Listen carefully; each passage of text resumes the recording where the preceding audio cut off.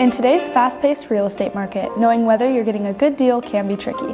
Here are some tips to help you navigate. Firstly, understand the local market. How fast are homes going under contract? Are buyers removing contingencies from their offers or offering high amounts of earnest money? Next, talk to your local real estate agent. They have access to up-to-date data on recent sales in your area and can provide valuable insights into pricing trends.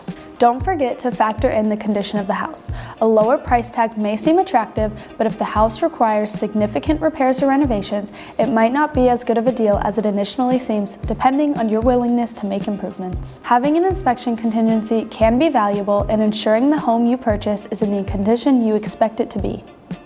If you're looking for a niche or otherwise less common feature or floor plan, it's important to factor that into your ability to negotiate or otherwise consider your options if you have specific needs.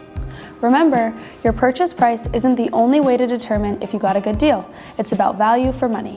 With careful research and expert advice, you can ensure you're making a well-informed decision.